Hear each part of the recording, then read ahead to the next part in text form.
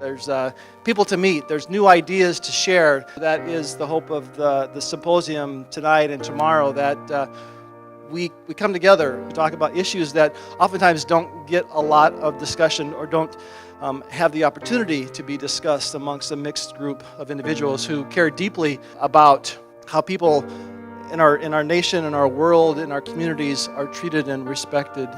When I started and was getting my feet wet, I listened to the stories of many, many, many rape victims. And it was painfully clear to me that in addition to them experiencing a profound and private violation, they faced insurmountable hurdles to reporting, being believed, and even healing from their experiences.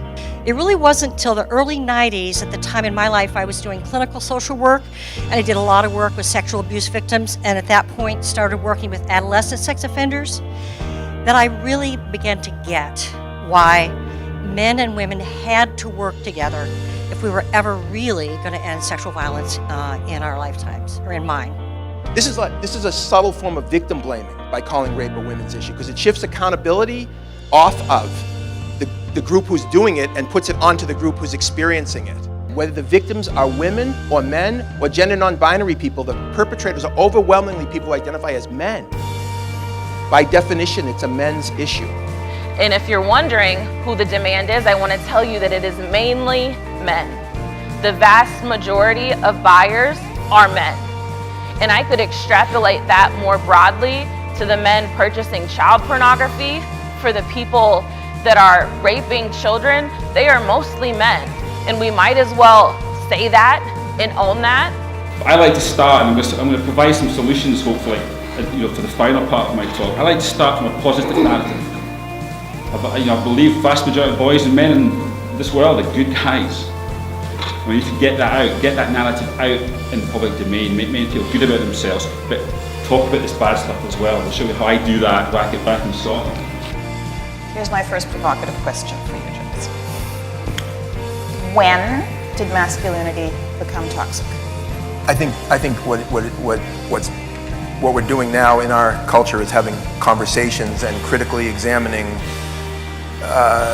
hegemonic or dominant ideals of masculinity and masculinities in a way that was long overdue for thousands of years. So I think part of what we're doing, just like Me Too is not just speaking for the women who are speaking out around the Me Too movement, if you will, are not just speaking for themselves or even other women in the world today. They're speaking for billions of women over centuries and millennia who never had a voice. So I'm glad this came up, toxic masculinity. And to me the question is, toxic for who? Right? Toxic for who? Exactly. And that's a question that I'm not sure always comes up. And I think it's an important question. They hear the word toxic masculinity and they think that we're saying that being a man is toxic. And there's no subtle sort of understanding that it's a critique of certain kinds of dysfunctional behaviors that are associated with traditional notions of manhood, if you will. 90% of the men who are aware of the Me Too movement have changed nothing in their lives. And y'all know as well as I do, if nothing changes, nothing changes. So I say that for us and for our purposes of the conversation of men's leadership and accountability, to shift the conversation from empathy induction to compassion induction. I was ambitious about, changing the world, and I thought gender is such an important angle to changing the world, and where are the men? I'm going to be one of those men. You said that gender violence, sexual assault, domestic violence are not a women's issue, they're a men's issue. And I thought, doesn't that in some way minimize both the suffering of women at the other end of that, as well as the efforts that women have made through feminism over generations to combat it? It's important when men do this work that we acknowledge that women's leadership, and on multiple levels, has been the formative and the foundational basis of our work. It's important that men acknowledge that women's leadership in a multicultural, multiracial sense, both here in the United States, but also all over the world, women's leadership has been the driving force behind all of this. There's a wall that you hit up against when you're first starting at this field as a man, and you have to decide whether you're going to yield and submit to female leadership and take feedback in a healthy way, or whether you're going to step out.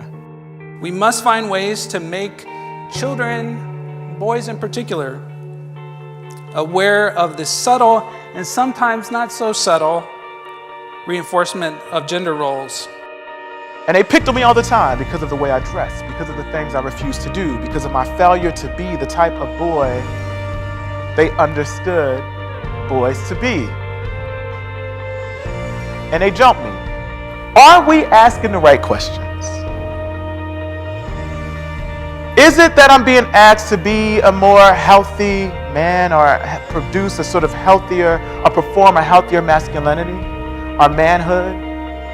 Or should we be asking what might it mean to allow people to fail at those ideas altogether? Or another way to think, what would it mean to abolish,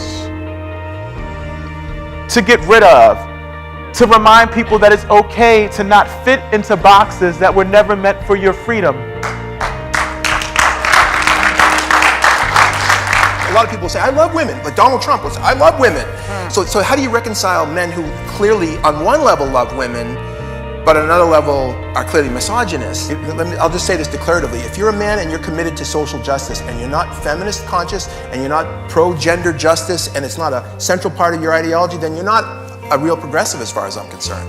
I need to see this change because I hold power and privilege, and I need to make that change. So in the spheres that we occupy, how can we begin to create change by speaking out, stepping in, leaning into the discomfort, and hopefully making the change by being the voice when it'd be easier to step back and fall back. So I think that was one major takeaway that I think we all really felt was something that we're grappling with, struggling with, and are going to take with this and hopefully move past that discomfort into a place of action. We can hold individuals accountable for their behavior, and we can take a step back and ask, how are institutional practices and cultural belief systems producing predictable outcomes? To explain and to understand is not to excuse bad behavior. It's to understand it so we can do better, so we don't have to reproduce it generation after generation. So I think it's important when we're doing this work to realize that whether we know it or not, we are confronting trauma when we're doing this work. A man came up to me and saying, Martin, you're welcome here with all your glory and all your shadows. And I start crying. I start crying for 3 meetings, I think. I still cry. That it gets really lonely and painful in that discomfort. And so rather than retreating from that, I think as Rus shared earlier today, right, understanding that instinct, but also remembering to stay in community. The part of the fact that we're at a symposium today and last evening is a big deal.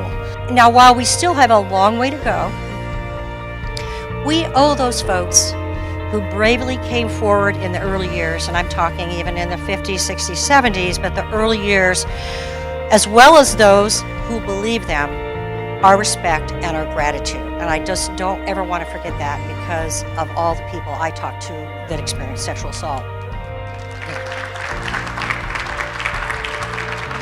Hopefully we each walk away with maybe having a unique challenge or perspective that we didn't have before we came here tonight. That would be a goal, that would be a hope